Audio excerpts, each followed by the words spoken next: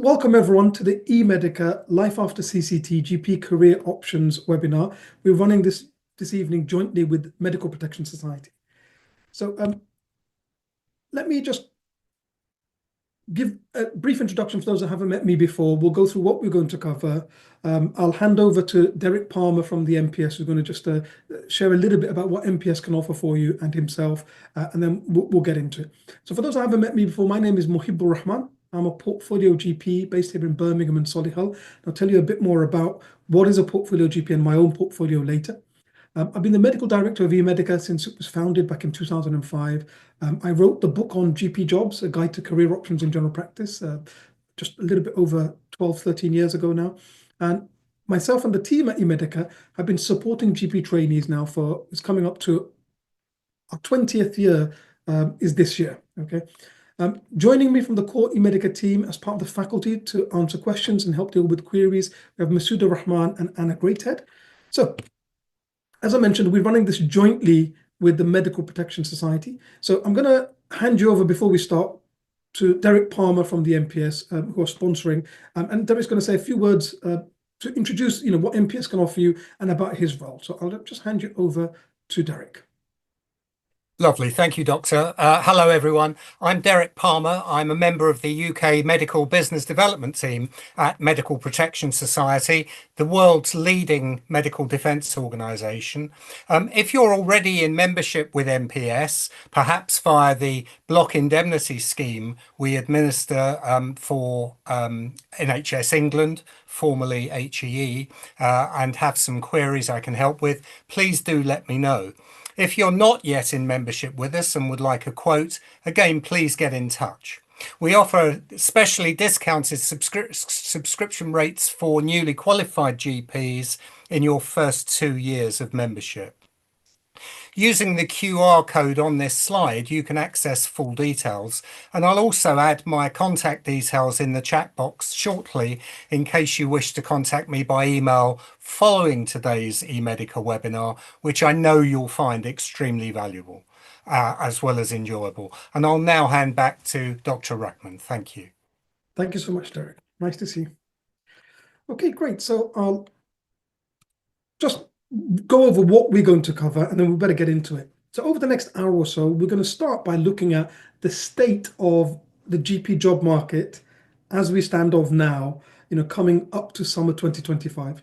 And then we'll look at sort of the common career options that people go to once they finish GP training: salaried, locum, partner, and portfolio. And we'll look at some of the pros and cons of all of them. I'd like you to get involved in that. After that, I'm going to talk about how do you compare different offers. If you're fortunate enough to have more than one offer, how do you compare them? And then what are some of the common pitfalls that qualified GPs in general, but particularly newly qualified GPs, need to watch out for? Then we'll talk about how our full-day CCT Plus course can help you maximize your GP career, whichever of the options you go for. And then we'll have the dedicated Q&A at the end, okay? And just before we finish after the Q&A, I'll pass some final tips and we'll wrap up the session. So, we should finish at 8:30. Share into the chat, especially those of you that may be already been qualified or are close enough to CCT that you're actively looking for jobs at the moment. What's your experience of the current state of GP jobs post-CCT? Be interesting. And if you put your location as well, that would be useful, because what we often see is that there can be different areas where the recruitment market has got different levels of competition. Okay, so you can all see the chat, but I'll read out some of the ones that I think are going to be particularly useful for everyone. So someone's commented that there's a lot of ARRS roles, and that someone else has mentioned that it's easier to get those type of roles, the ARRS roles, and also out-of-hours roles. Someone's mentioned in South London, not many jobs near home. Worcester, little or no jobs. Salaried posts are rare in London. York, no jobs at the moment. Someone else has mentioned they're employed by the PCN. Someone's mentioned something really important, that there are very few Tier 2 sponsored jobs. Someone else mentioned that the ARRS jobs are poorly paid. Not much advertised in the Southeast, but if you actually approach people directly, they've found that actually there are some jobs there. 6 months post CCT, no job, relocated to the northeast from London. Recruitment's crazy in Kent, competitive market in Newcastle, not easy to find visa sponsorship in Colchester. Someone's mentioned that there are salaried jobs in Cheshire, but no locum work. Someone also mentioned that PCN jobs are easier to get. Not many jobs in Liverpool, not much locum around in North Scotland. Okay, great. So you can see the sort of pattern. I'll leave the chat going and I'll just, I'll show you some of the headlines that I've seen over the last 12 months. Okay, so about a year ago, this was in Pulse, that some GP roles were getting over 40 applicants. Now, you might think, oh, okay, is that a huge number? When I was finishing GP training, which was 2007, there were lots of jobs that had no applicants, and a competitive job would be one that might get 10, 15 applicants. It was quite common that a job would only have 2 or 3 applicants. Now, this is one that was mentioned in this is May 2024. I've heard of some really popular jobs that have had 100 applicants. Okay. And then this one's very recent. It's just last week. And the GPC did a survey amongst recently qualified and ST3 trainees. And, they found a lot of what some of you are saying, that actually a lot of people were finding in their area, there were no jobs at all. And some of them were really worried about not having anything to go to once they CCT'd. Some people that they were struggling to get sessions, and just to stay on the performers list, they were offering to work for free. Some people taking on alternative roles, looking at, retraining, looking at doing non-GP, but medical roles. And some people looking at things that, shouldn't be on the radar of someone who's finished GP training. So, working as a taxi driver, working in a restaurant, and even some people considering claiming unemployment benefits because they just couldn't find anything. Okay. Now, on the other side of things, some of you might have read that there is some changes been made to funding. There's a sort of 1-year stopgap contract been agreed. So there's been additional funding. There's been changes to the ARRS, and someone had asked, what is ARRS? I'll tell you a little bit about that in a minute. But really, this is what we're seeing at the moment, that there's a significant reduction in locum work available. This was supported by several surveys that have been done recently, that salaried posts are much more competitive because there are fewer jobs available and a lot more applicants trying to go for them. Partnerships, where they are available, are generally less profitable than they have been, especially we're looking back 3-4 years ago. And there's lots of reasons that feed into that. So for partners who are running the practices, there's been a lot of increased costs. So salaried GPs have had pay rises the last 2-3 years. And then there'll be one, mandated this year as well. However, partners have not had the core funding from the NHS rise at enough of a level to cover those costs. Energy costs have gone up a lot, especially the last sort of 4 or 5 years. And all of us would know that, if you're paying electric and gas bills, there's been the price cap, right, for residential. There was no such price cap for commercial buildings. And then there's been a big increase in other staff costs. So if you think about the receptionist, the practice manager, the secretaries, the cleaners, everyone else, all of the non-ARRS roles, both salaries gone up, but also employers' national insurance has increased from this April. So all of these things have meant that a lot of partnerships, while they have had their income go up a bit, their costs have gone up by more than their income's gone up, leading to a lot of partners making less money this year than they did the year before, which they already made less than the year before that. I.e., they've been getting pay cuts where other people are getting pay rises, even though there might not have been great pay rises.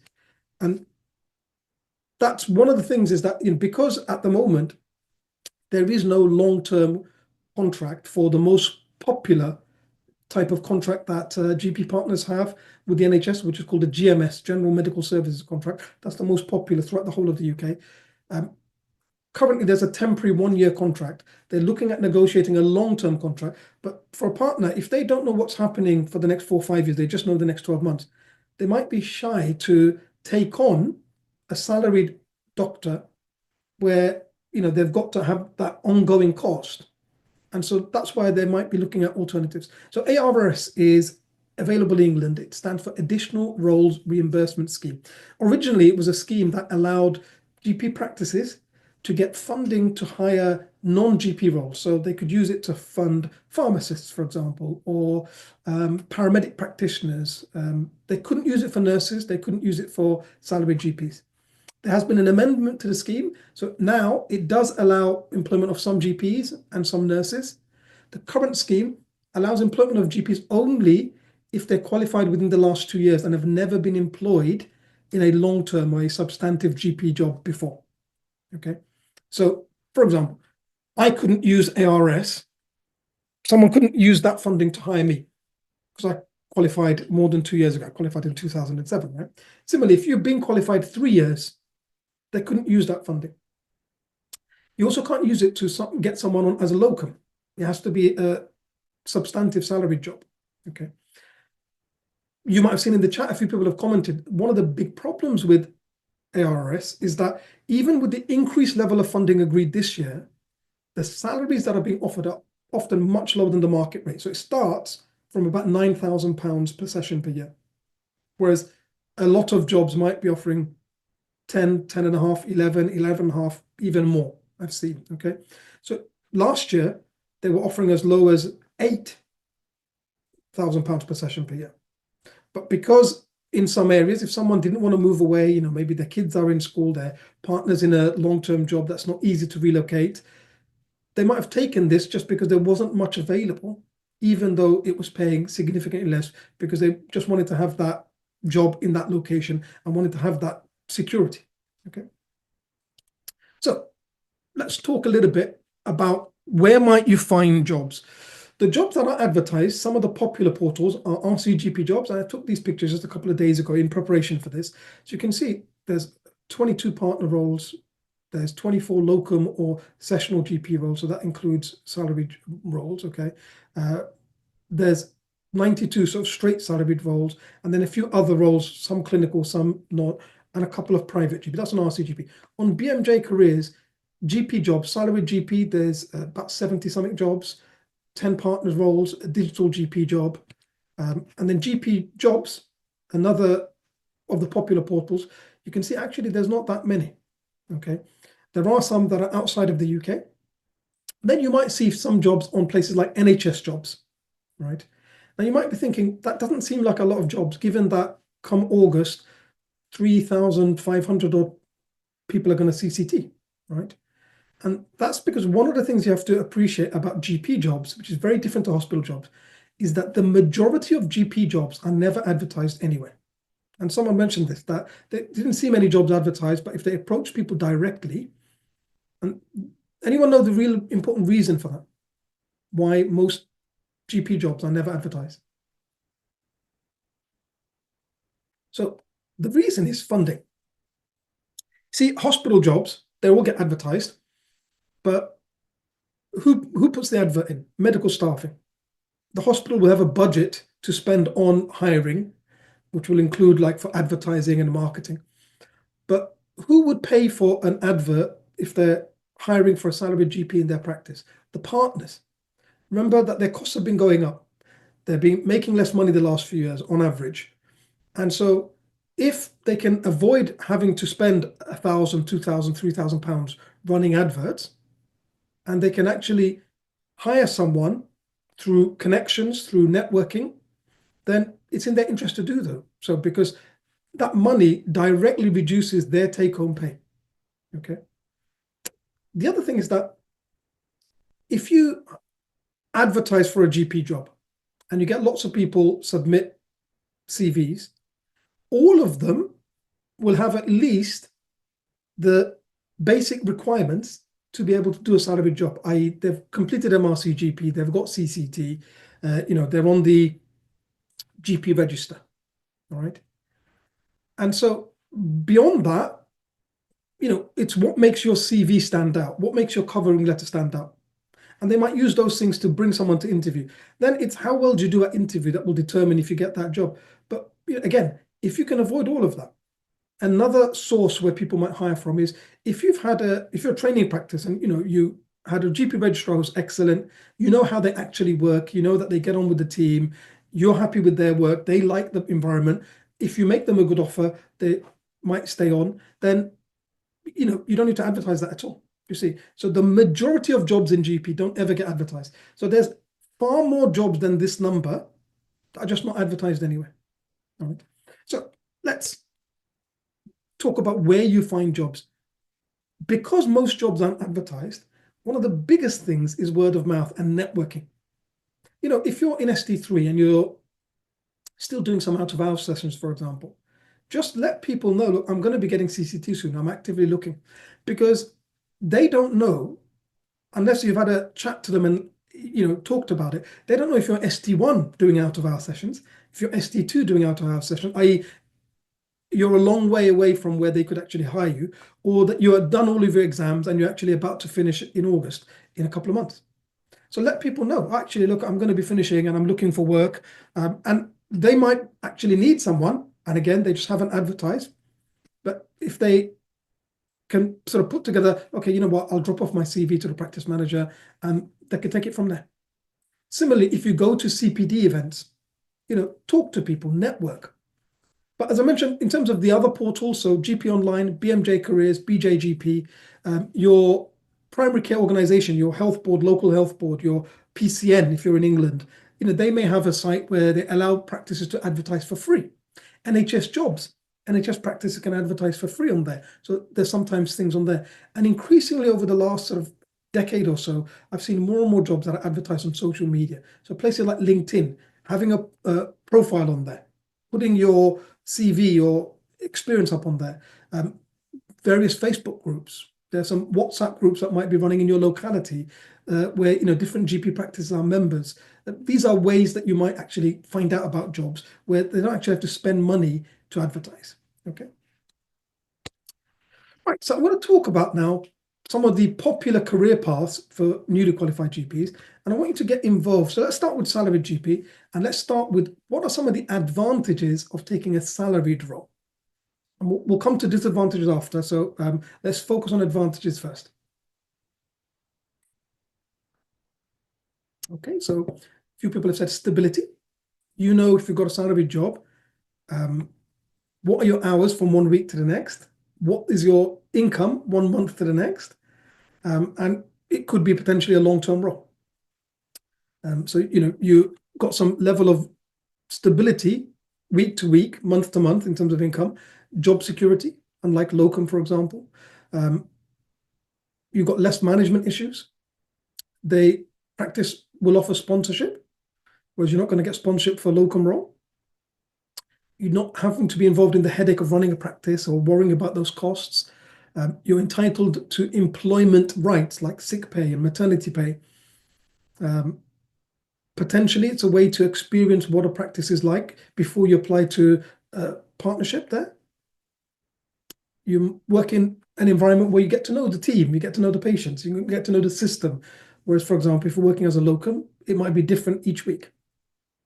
Get to build rapport, might make it easier to develop a specialist interest. Okay, great. So lots of you have got some of the important advantages that I've also written down. So you've got stability, you get employment rights, you've got a regular income. You have CPD and educational opportunities because you should generally, as a salaried GP, have some paid study time. You should have some paid CPD, but also there might be in-practice educational meetings. And there's also an educational opportunity from continuity. If I see a patient and I think, oh, they might have this condition, and I write a referral letter, send them to clinic. 6 months later, they've been seen in clinic and I get a letter back. And the consultant says, thank you for referring this. This is what I did. These are the tests that we did once they were in secondary care. This is the management. This is what, and sometimes you got it right and you learn from that, especially over time. Sometimes you got it wrong and the diagnosis was something different and you learn something from reading that letter that comes back, right? A few people have said that you don't have the headache of worrying about the management of the practice. You can focus on the clinical work, which for a lot of people, that's the bit of the job that you might love the most. And no one's mentioned it, but actually, in some cases, while your overall income might be less than if you're a partner, but your income per hour can actually be more than some partnerships. Okay. What about the downsides?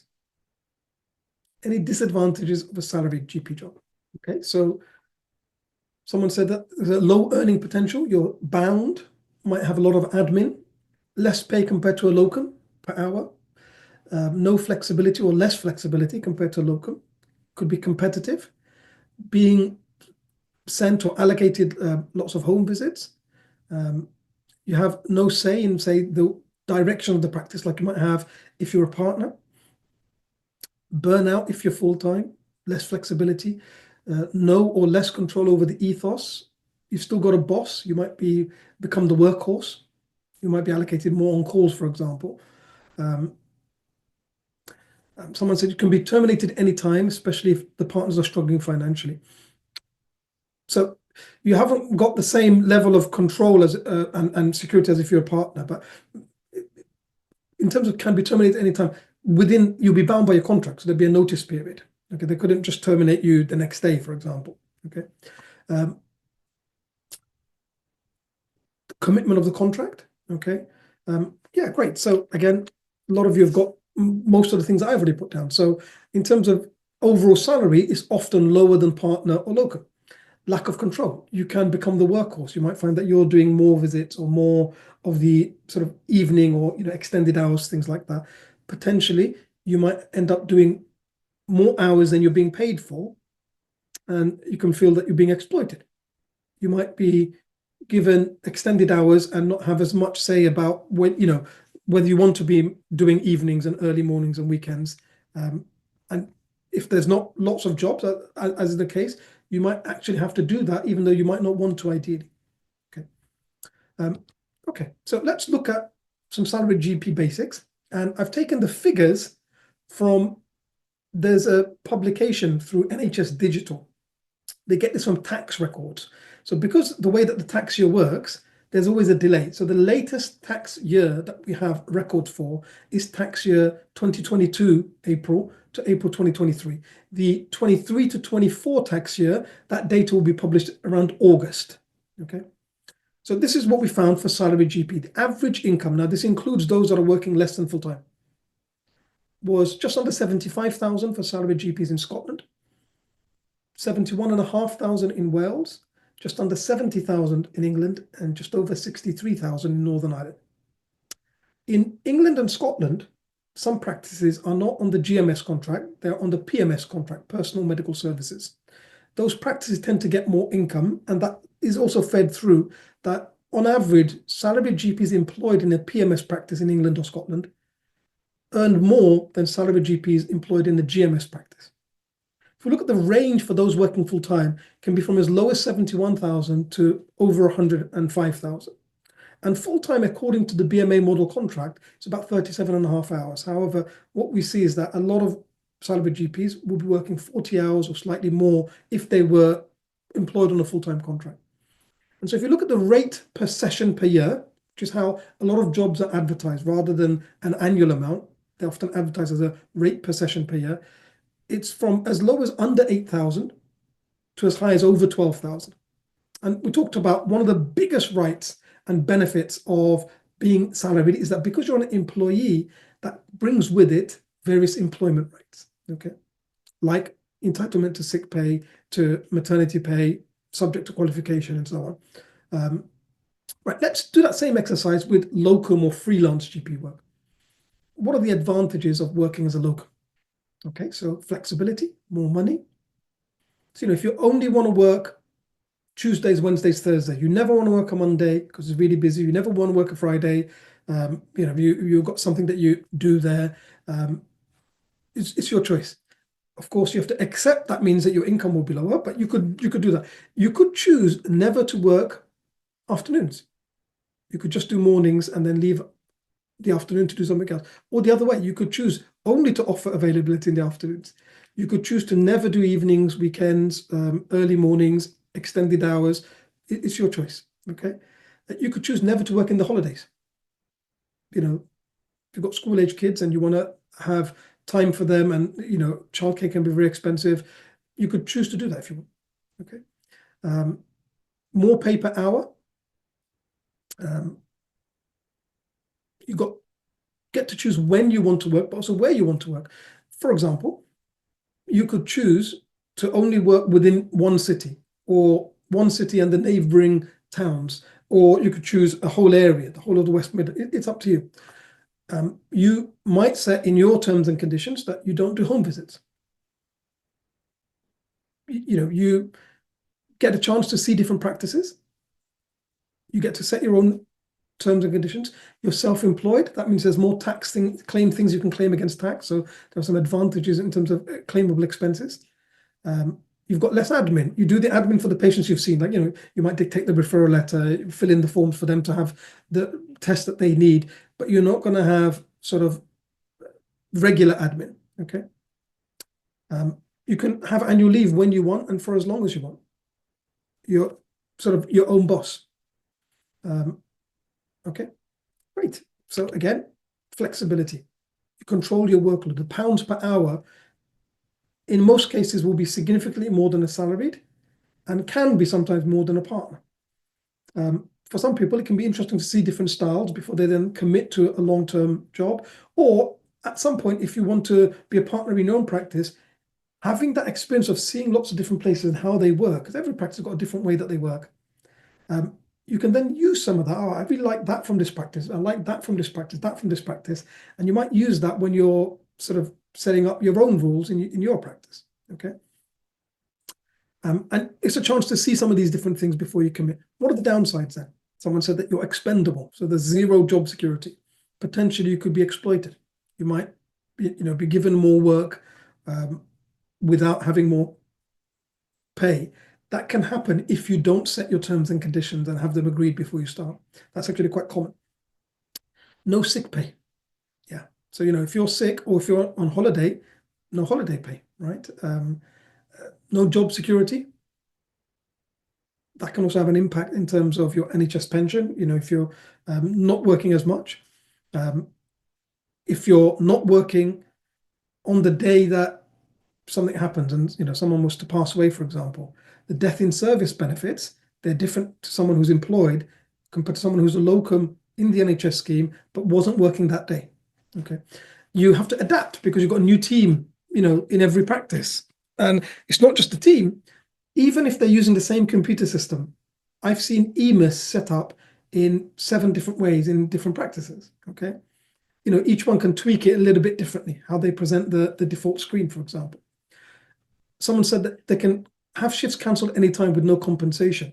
That can happen only if you don't have terms and conditions where you have a compensation clause or a cancellation policy. But a lot of people don't have terms and conditions. And so, yes, that can happen. You might be unfamiliar with the setup of the room, the referral system. Some places you dictate, some places it's choose and book, some places the secretary does the referral from your notes. Other places you write your own referral. Okay, it's different everywhere, right? Even within the same locality, right? So downsides, and several people have said that uncertainty of work, that there was a period during COVID where lots of locums could find almost no work at all. And similarly, right now, in some areas, there's very little availability of locums, especially if you're new, because what locum work is already there. The established locums that have got a relationship with that practice, they'd be given the first call to see if they fill those slots. And so, there's fewer slots available for someone new. And ultimately, there's no guarantee what you learn 1 week to the next, 1 month to the next. Sometimes you might have to spend quite a lot of time traveling if you want to fill shifts. You might have to go wider than you'd like to go. And the traveling part is often lost time. One of the things that can be sort of an issue is how isolating it can be. I remember doing some locums where I came in, the practice manager or the secretary or one of the receptionists gave me the login details. I saw my patients. I handed in my timesheet or my invoice, but beyond that, I didn't see another clinician at all. I didn't see another doctor. Okay. there's a lack of stability. You don't have any employment rights. There often reduce opportunities for CPD and education. So, you miss out on the continuity, for example, but also sometimes, like in some areas, they have 1 half day a month where a lot of practice will shut down and different GPs will come together and they'll have some teaching. And they will get a locum sometimes to cover the on-call while the regular GPs, the salaried and the partners, are going to that educational meeting. So, you might miss out on things like that. And sometimes, someone mentioned that you're expendable, that, you're going to be one of the first ones because the salaried GP still has a notice period in their contract. As the locum, you're first on the block if they're trying to make cuts, okay? And sometimes people can look down on locums. Now, I think that was particularly common 20 years ago. Then there was a period where actually it was the other way. A lot of partners were leaving partnerships and salaried GPs leaving salaried jobs because they wanted the positives of the locum life. And there were a few years where actually you could make a lot of money, you could have the flexibility because you had your choice of shifts, you could, say what you would and wouldn't do. Now you can still do that, but if there's a shortage of shifts and locum slots available, the stricter you are on what you won't do, the more likely that they're going to give that to someone else. So that's something to be aware of. So if we look at locum GP, there's different ways that you can work as a locum GP. So you could be self-employed and go and find your own work. You could work through an agency where they give you the work. You could set up a limited company in terms of how you actually get paid. There are hybrid ways where you use an introduction service or join a locum chambers. In terms of indemnity, one of the things when you're salaried, your indemnity will generally be paid by the practice. As a locum, you will always pay it yourself. And it costs more as a locum because you're considered higher risk. So it can be anywhere from £1,000 to £3,000. And when you're in training, your indemnity is covered, right? And so that can be a shock to the system because it's not a cost that you're used to paying. In terms of if you want to be in the NHS pension and you're doing directly employed work as a self-employed, not through a limited company, not through an agency, then you can contribute to the NHS pension. If you're only locuming, you'll generally be paying 12.5% of your contribution. And in terms of the income, it's hugely variable. It can be from £50 an hour or even less in some areas where they just pay you for a rate for a half day, a morning or an afternoon, to at short notice, if someone's really desperate to fill the slot, it can be £120 an hour or more. Now, if someone was working at a higher rate and was able to get 35 hours of actual work, now to do that, when you add in travel time, that means you're actually probably working more than full time. It is possible to make £125,000 or even more a year, but to find that much work in the current climate is challenging. And it's also possible to have, no income some weeks. That's possible. What about partnership?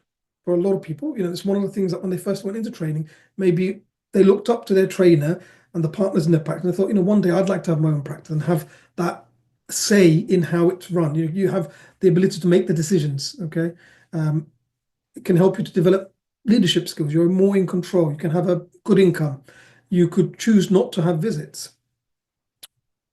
You can allocate them to someone else, or depending how the practice is set up, you can train your practice population and you can choose your visits policy and have a say in how that. I've worked in some practices where they do maybe one visit a month, not each doctor, between all the doctors, one visit a month.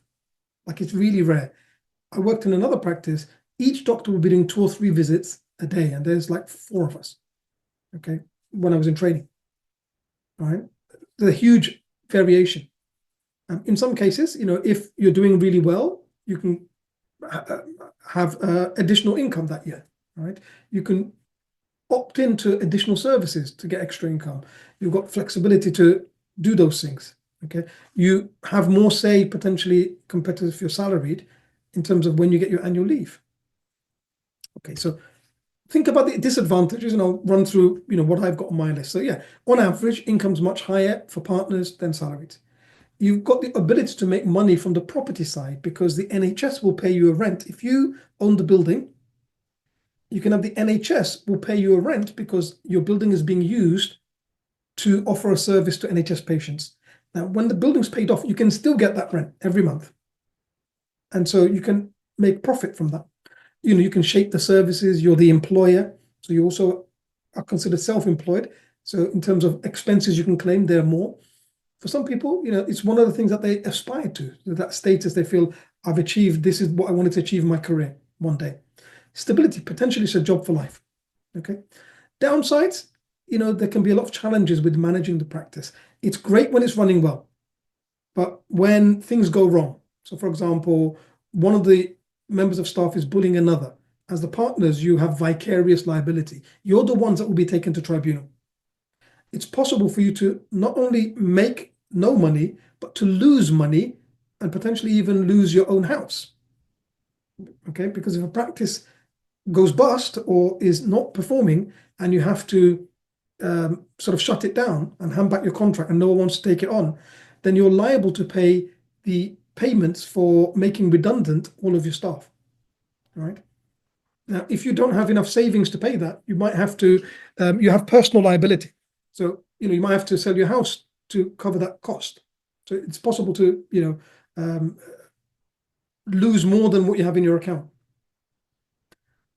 Potentially, you might become the gatekeeper to complex cases. Let me put down some of the other things that I've thought of. So, often, if you compare a full-time salary to a full-time partner, the partner is working maybe 10 hours more a week. That's more than a full day extra. Like most partners I know, not only are they in early and then logging in the evening, they'll often have partners meetings, evenings or weekends, or log in or do some of the paperwork, the admin side, on the weekends. So that can eat into family time. If the practice doesn't do well, you can actually lose money from closure of a practice, and sometimes it's possible to lose money from the property. So if you buy a building and then the practice isn't running and no one wants to take it on, and you shut the practice down, what you paid for that building as a GP surgery, if no one wants to use it as a GP surgery, and its planning is for commercial, and it is in an area that you won't get converted to residential, for other non-GP use where there isn't a guaranteed rent from the NHS, it might be worth much less than you paid. So you could actually lose money from the property. When you join a partnership, you'll have to buy in to the equity.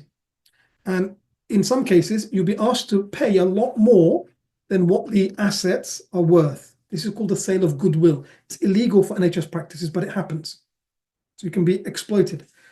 Similarly, you might not get full parity. So parity is that if you and I are both full-time partners, if we both have full parity, and we would split the profits equally if there's two of us.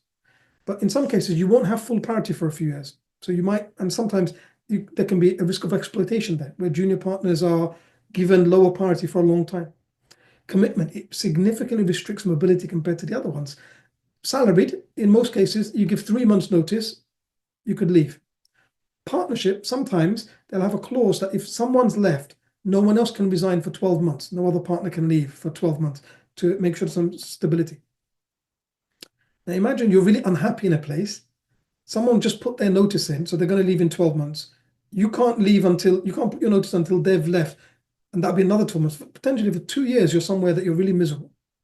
Okay. You also might not get back what you paid in the buy-in.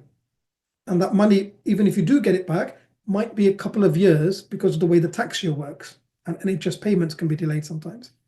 You have responsibility for the staff, the business. Let's say you're on holiday and you had locums booked, but they've cancelled, agency can't find anyone, and you have to offer services. You might have to come back. There is a fire, and the building is not usable, and now you've got to find somewhere else. Dealing with those kinds of things can be stressful. The roof's leaking, and you're trying to get it sorted. It's the weekend. The other one's going to have to go there to meet the roofer, to let them in, cancel your plans, so that hopefully you can be open again on Monday. As a partner, you have no employment rights because you are not an employee. And partnerships are great when everyone's getting on, but if there's disagreements between the different partners and there's a split or a breakdown, that can be really stressful and really expensive. Okay, so it can be really, negative. So on average, partners have much higher income than salaried. Those that are in a PMS practice, and if they're dispensing, i.e. there's not a pharmacy nearby, so they actually dispense medications, not just prescribe them, they tend to be the highest earning. you're not an employee. So one of the downsides is that you don't have employment rights. You have liability for your business and your staff. In terms of workload, it's significantly more. And I think a lot of people that have never been a partner or run their own business, this is something they underestimate, because there's a lot of work the partners are doing that you might not see. So you might think, oh, I'm doing more on calls. You might not see how much the management side of things takes up time, the meetings with the PCN where you're not there. You definitely have more control. One of the other downsides is if you're in the NHS pension, as a partner, you have to pay both the employee part, which is about 12.5%, and the employer part, which is 14 and a bit percent. So you pay 27% of your income to be able to get the NHS pension. That's significantly more than a locum or a salaried would pay, and significantly more than a hospital consultant would pay. Again, if we look at the latest available tax data, which is from financial year 22-23, partner income ranges from less than zero, i.e. some people made nothing and had to actually pay money from their account because their practice shut down. Lots of practices shut down in the last 2 years. To some of the high earning ones made more than £250,000. And if we look at the averages in the 4 home nations, 140 in England, that's down from the year before, it was 150 something. And this current tax year is going to be lower. Okay. But 120 in Scotland, 115 in Wales, 108 in Northern Ireland. You can see these are significantly higher than the averages that we saw for salaried. And then finally, portfolio GP. Feel free to fire both advantages and disadvantages so that we can move on to the last part. So portfolio GP is someone that has multiple roles, like me. You'll have a core clinical role, and then you might have additional clinical roles. You might have non-clinical roles. So more diversity. For some people, a downside can be that brings with it stress. Okay. Can potentially give you more experience in different things. Enables you to pursue something maybe that you've got a lot of passion for. You might have done other things before you came into GP, and you want to be able to use that again. Flexibility of different roles. Yeah. So let's go through what I've got. Variety. A lot of people find it really interesting to do different things. It can be challenging, but that can bring with that stimulation. It can be really stimulating to do different roles and to take on a new challenge once you get competent and confident at your core. I definitely say that it reduces stress and the chance of burnout. I've seen, you're all aware that lots of people that are doing a lot of clinical sessions, that's one of the big risks, right? It can be very intense, but all of the, because I've been working as a portfolio GP for a long time, and I've been teaching about it and, guided various people in adding other things. I know a lot of portfolio GPs. All of the portfolio GPs I know are happy in their careers. Okay. Definitely, like if I was working as much as I work, but doing one thing, the risk of being stressed and burning out would be definitely higher. Now, you might have existing skills. Some of you might have done a surgical career before you changed to GP. So you could maybe potentially use some of those skills, or you might be interested in developing a new skill, right? In terms of money, some roles can be lucrative. I'll warn you now, most portfolio roles pay less than regular GP work. So in most cases, people add those things because they really, really enjoy doing it. But sometimes, if it's something that you become really good at, and then maybe you can tender to offer that service, not just to one practice, but to the whole area, it can be quite lucrative. And some roles don't require indemnity. Downsides, you've got to keep up to date for multiple things. Your appraisal needs to cover your whole scope of practice. Training for some of these additional roles can be very expensive. Most cases, the money is poorer than GP. And for some people, as someone said, it can be stressful. Okay. So what is a portfolio GP? It's someone like me, they've got multiple roles. So you'll have a traditional career option as your basic, traditional clinical role, partner, salaried, locum. And then you can add in one or more additional things. Some could be clinical, like I worked as a prison GP. You could work as a GP with specialist interests. You might be doing clinical assistant work in a hospital. You might be working with the police as a forensic medical examiner, doing occupational health. My partner in my practice, he does the medicals for National Express, for their bus drivers and coach drivers. Some of them could be non-clinical. A lot of my work now is in medical education. You might get involved in the management side of things with the health board or PCN. Okay, so I'll just tell you a little bit about my portfolio career. So, I'm a partner in a private GP practice. I work as a locum in an NHS practice. I've been worked on and off since I qualified in inner city Birmingham. I, up until the end of last year, was a GP in a secure unit for women with significant mental health illness. Myself and my partner provided the GP cover, and they had a psych team that dealt with all of the mental health side of things. We had that contract for about 7 years, and we've just finished that end of last year. As I mentioned, I used to work as a prison GP in Rugby. I currently cover 2 community detox units. So when people are coming in for a detox, which could be for alcohol, it could be for opioids, it could be for things like cocaine. There's the initial medical assessment, physical assessment, managing the prescribing so that they don't have withdrawals, and then ongoing sort of on-call.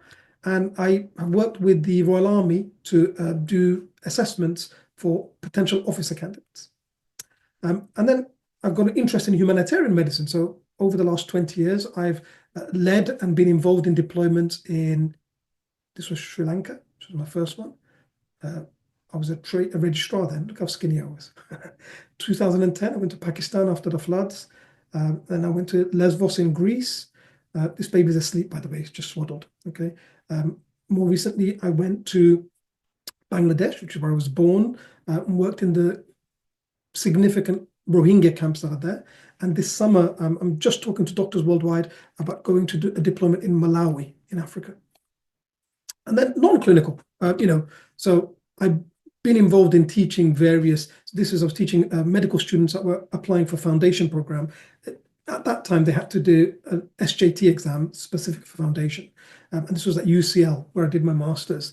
I was teaching, a couple hundred students there. I've been an examiner for the GMC and an invigilator, and also an examiner for Liverpool Medical School for OSCEs. And then, my main role as medical director of eMedica is teaching people like yourselves who are about to CCT. All of these, this was our CCT Plus course, our full-day course. All of these are qualified GPs, okay? But, we also teach for membership. We teach for people that are doing interview preparation. And I've also worked with the Royal College. We've run national revision courses with RCGP Beds and Hearts. And we work with various deaneries to run assessments and training courses. And then as an author and editor, I've written on GP careers, for Innovate on how to pass the AKT, then CSA, more recently SCA, edited the SCA casebook, GP 100 case crammer, written study guides for the MPS, our clinical case cards, I edited those. So look, really what I want you to take from all of this is that there isn't just one option. There's lots of different options open to you. And that there is no job that is the best or better or worse than another in and of itself. Every job has some positives and some negatives.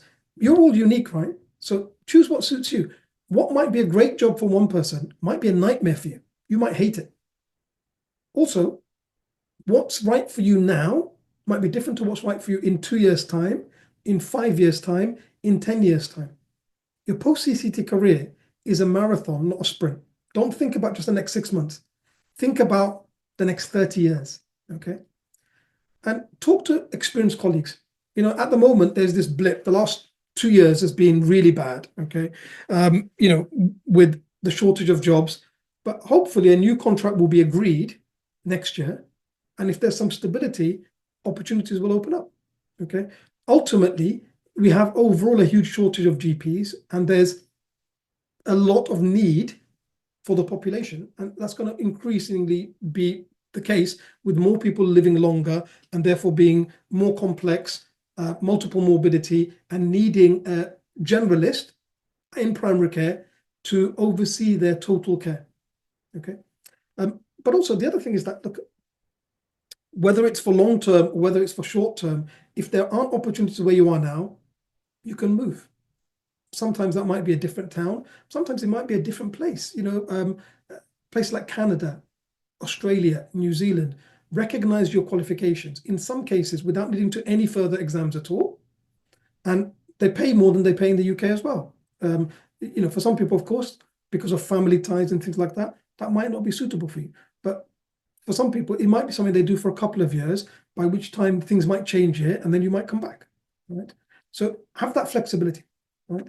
I want to touch on how to compare different offers, and then we'll open up to questions. Okay. Some of the things that you want to first consider for any role. You spend a lot of your time at work. So the team and whether you get on well with them, what the working environment is like. Do you look forward to going to work or do you dread it? That makes a huge difference. Location.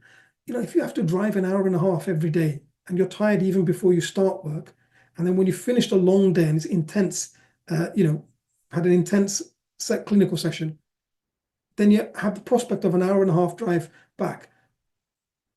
You can do that 1 or 2 days, a week for a locum assignment. Over a long period, that is going to significantly add to stress compared to if you only have to drive 15, 20 minutes. Workload, your hours, the pay, the specifics of the contract. There's different types of salary jobs. What's in the job plan? Are they going to pay you indemnity? What type of practice is it? What are the terms? Salaried versus partner. The workload is much greater as a partner. How to look at the headline figure and work out as a partner, what would be my take home so I can compare that accurately to a salaried pay. If you're going to be in a partnership, what's in the partnership agreement? How long to parity? What's the buy-in? Okay.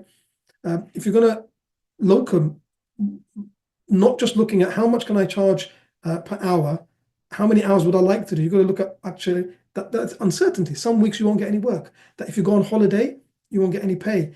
You've got to add in the time taken to travel. The risk of what happens if I get an illness and I can't work for 3-4 weeks and I have no income at all in that period. Okay. You've got to weigh up all of those pros and cons. Let me show you an example of comparing two salaried roles. All right. So on paper, this is what's in the advert, right? Option A, practice one's offering a 9-session full-time.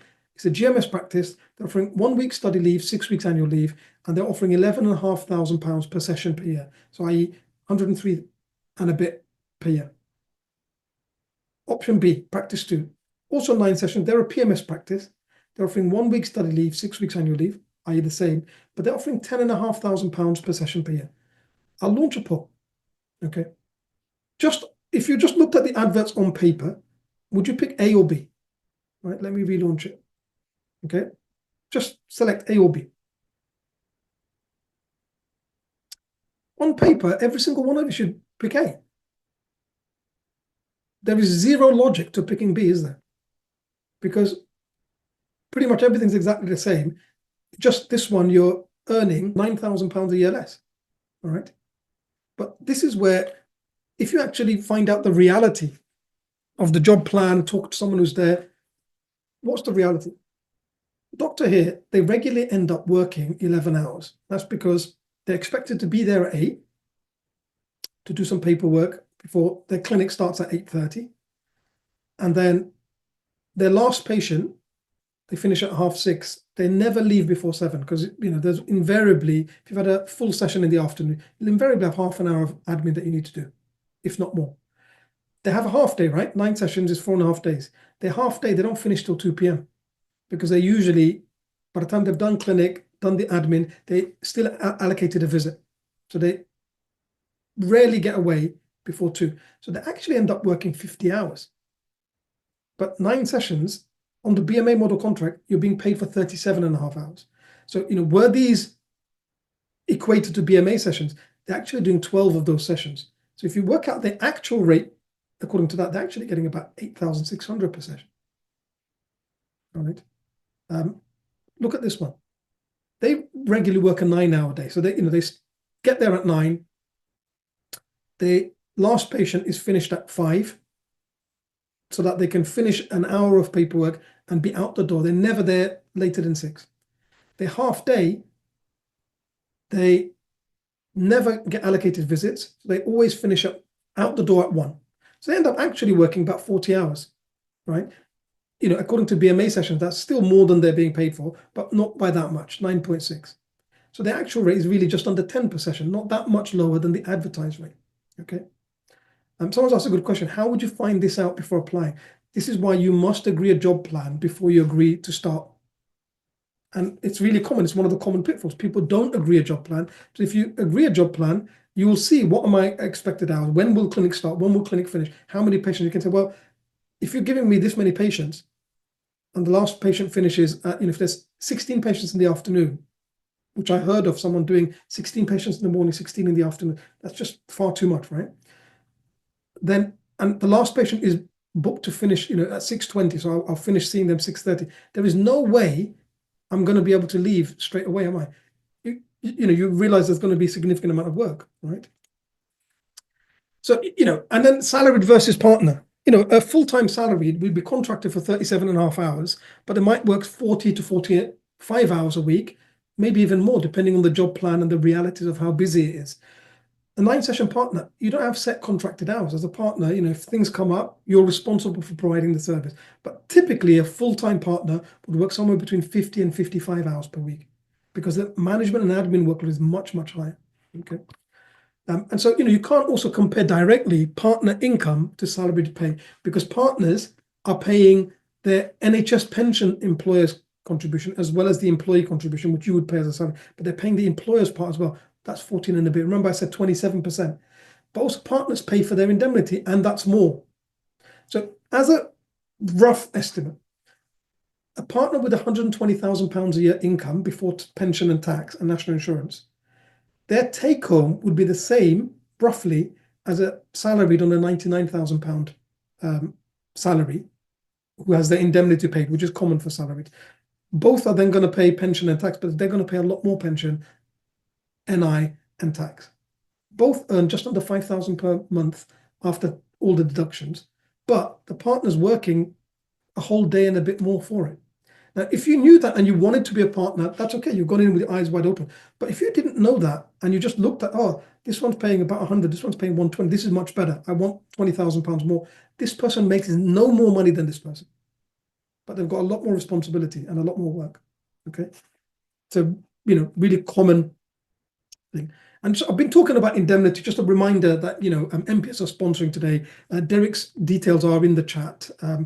If you want to contact him, you can get more details. So just really talk through some of these pitfalls, and then I'll open up to take questions. That I think some of the things that you just need to watch out for, especially if you're in ST3 going into becoming qualified, and then the others are for everyone. I think for those that are in ST3, one of the things to watch out for is it's quite common to get a job offer at your training practice. And you have an existing relationship with your trainer, and sometimes it can be great. If you love the team, you love the patients, you love the practice, you get on well, it can be fantastic. However, I have heard from quite a few people where, because it was an offer at their training practice and they had that relationship with their trainer, they were actually made a quite low offer, but they felt really awkward about negotiating because they had that relationship. And because they were made that offer at a time where they still hadn't been signed off. Sometimes people have also found that because you've been known by the practice team as the trainee, as the registrar, that when you then start as a salaried, they still see you in that light, oh, you're the trainee. And you might feel that you don't get the same level of respect as the other existing salaried GPs or the partners, okay? So that can be something just to watch out for. That in some cases, it can be fantastic. If you get on well with everyone, what I'm saying is one of the pitfalls is that there can be that awkwardness about negotiating, that consider it the same as any other practice, that you should still ask for a job plan. You should still make sure that you're happy with the contract, negotiate anything you're not happy with. Don't be scared to talk about money and so on. A common pitfall for whether you're about to qualify or you're already qualified, I've seen this. A lot of people, they just see what the offer is, and they feel that is what it is, because that's what it was in training, right? In training, it's a national pay scale. You can't say, look, I'm awesome, give me more. This is how much you get paid in ST1. This is how much you get paid in ST2. This is how much you get paid in ST3. That is what it is, right? But when you're applying for a job post CCT, you can negotiate things. Sometimes you might not be able to get any more money, but you might negotiate, for example, maybe I could take more leave if you can't give me a pay rise. All right. And similarly, not discussing the specifics. Not someone said, oh, they don't give details about the clinic. If someone won't give you a job plan, or if the job plan isn't detailed enough, walk away. Okay? Because there's only two reasons why someone won't give you a job plan before you start and won't give you the full details of the contract before you start. Number one is that they're actively going to exploit you, and they know this, and they don't want to put it in paper, all the things that they're going to offer you that you're not going to be happy with. You don't want to work there, do you? Number two, they're genuinely so busy they don't have time to send you a job plan and a contract. If they're that busy, do you want to work there? You're not going to have time to go to the toilet. You already know how intense it is in clinic, but is it worth your sanity? You're setting yourself up, especially in the early years, where maybe, yes, you've passed your exams, you're competent, but it's going to take some more years for you to develop confidence and hone your expertise, okay? You're still going to see lots of new things. Do you want to be in a place that's so busy? Because if they're that busy, they're probably also not going to have time if you want to get a second opinion, or you want to, some mentorship, or it's likely, if it's that hectic, that might not be an ideal situation when you're in your early years. Do you see? Not understanding how to compare offers, how to compare income between partner and salaried, some of the different terms that are in there, the differences in roles, okay? It's because people don't know these things that they run into the difficulty. So, some of the specifics for salaried, very common not to be offered things that are in the BMA model contract. Sometimes people don't know what that even is. So they don't know that they're not getting the BMA model terms. Not agreeing a job plan before starting, that's really common. Locums, not agreeing rates or terms clearly. So in your mind, you thought you'd agreed half day. You thought a half day means I'm going to see 15 patients. You turn up, they've booked 25 patients. You end up staying there for 6 hours. In your mind, half a day is 4 hours. 3 hours of clinic and an hour to do the paperwork, maybe sign some scripts. They had you down for 4 hours of consulting, 2 visits, 100 prescriptions. You just hadn't agreed it clearly. Not having terms and conditions. Falling foul of IR35, not accounting for lack of income when you're on leave or weeks when you won't be fully booked. Partnerships, not understanding the basics of the partnership income and the accounts, not agreeing important terms in the partnership agreement, not understanding parity or the buy-in, okay? So let me talk to you a little bit about how our full-day CCT Plus course can help you not to run into all of these difficulties. Essentially, it helps you with all of those gaps. So first of all, how to find jobs. When you're looking at where there is a job advertised, how to understand, because it's not like a person specification like there is when you're applying for national training posts. So, how to understand little code words that are in adverts to see what are they actually looking for. Will it be a good fit for you? What are the questions that you should be asking? How to understand how busy will a practice be by getting some metrics on patient numbers and full-time equivalent doctors. How to actually get an interview, i.e. what makes a killer CV? What makes your covering letter shine? Because that's the first step. If there's 100 people applying, 40 people applying, they're only going to interview 6 or 7.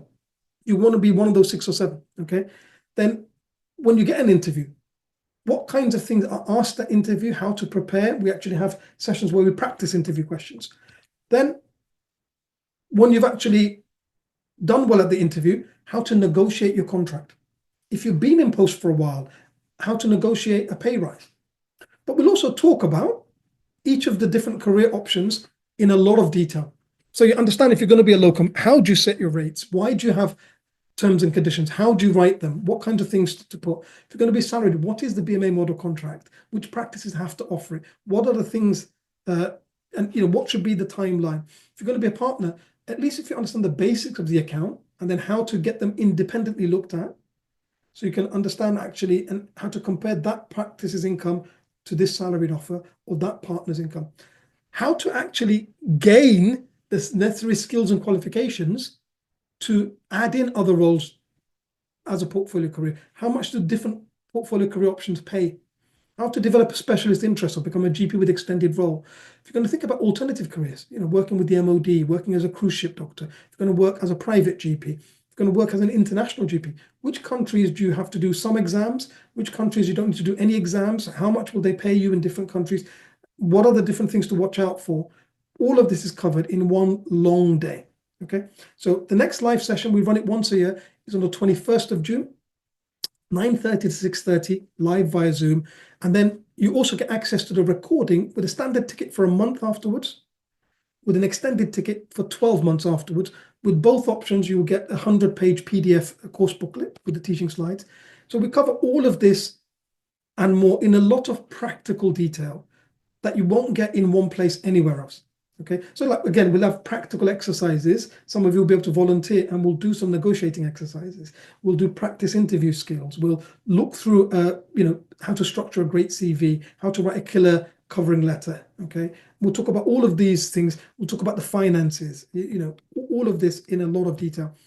So as I mentioned, 21st June, a standard ticket, which is live and then 1 month access, is £250. An extended ticket is £299.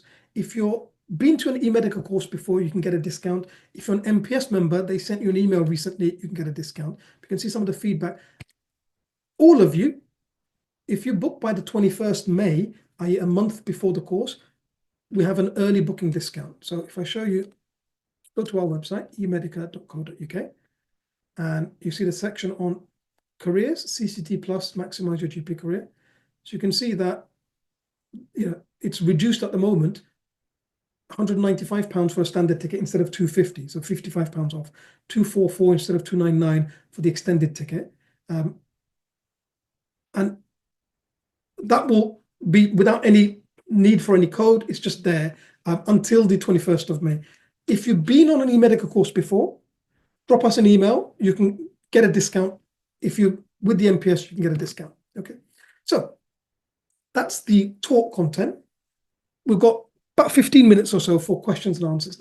Someone's asked, how can you negotiate the pay? Where's a good place to get an idea of the list of potential interview questions? Both of those things are actually covered at the course. So we will have a specific session on interview skills where we will cover what are the common questions. And again, people will get to volunteer and have a go, and I'll then give feedback and show how a really good candidate might approach some of the different types of things. Because sometimes at an interview, especially for partnerships, you might be asked to make a presentation. So we'll look at some common topics, things like that. Okay. And then we will look at how do you negotiate. There's different ways to negotiate and different negotiating skills. And we'll do a practice of negotiating before you start a job and negotiating when you've been in a job for some time and you want to negotiate a change in pay. Okay, so we'll cover that at the course. Okay, so someone's mentioned that would an out-of-hours job be an alternative for someone who needs a tier 2 visa sponsorship if they couldn't secure a salaried job? Yeah, potentially, because there are out-of-hours jobs that are salaried, sort of full-time jobs, or less than full-time, but enough regular hours with one employer that they could sponsor you. Okay, right, so we're coming to the end of time now. So let's just do the summary. And then if anyone else got any other questions, feel free to drop me an email or get in touch with me by messenger or something like that, okay? But I just want to summarize that, look, there's a whole world, literally, of opportunities open to you because GP CCT from the UK with MRC GP UK is recognized across the world, okay? Networking pays dividends, and that's because the nature of GP practices, each one is its own little private business run by individuals, and individuals are the ones making decisions on hiring, on who they call and offer a job, but also that the cost associated with it is borne by those individuals. And so the majority of GP jobs aren't advertised. So if you spend that time and let people know that you're looking, put the word out, go to educational events, talk to different GPs, network, that can pay huge dividends. Okay, so you want to be proactive. You want to have an absolute killer CV, a great covering letter. A lot of you, because when you're applying for training, it was by MSRA and application form, you might not have actually updated your CV since you were applying to medical school, because even foundation, there was no CV involved. It was, you fill in the form and you did the foundation SJT and things like that. And then interview skills. Again, entrance to GP has no interview. There was MSRA. For some of you, after that, there was the stage 3 assessment. So there was a communication skills assessment. There's no actual interview. So again, you might not have done a formal interview since you applied for medical school and you had your medical school interviews. That was a long time ago, right?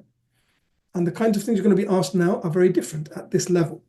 And then, think about having a good profile on LinkedIn.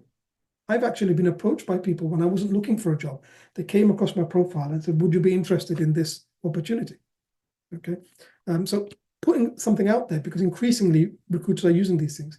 And ultimately, looking for jobs, managing, negotiating your contract, approach this in the same way you approach an exam, right?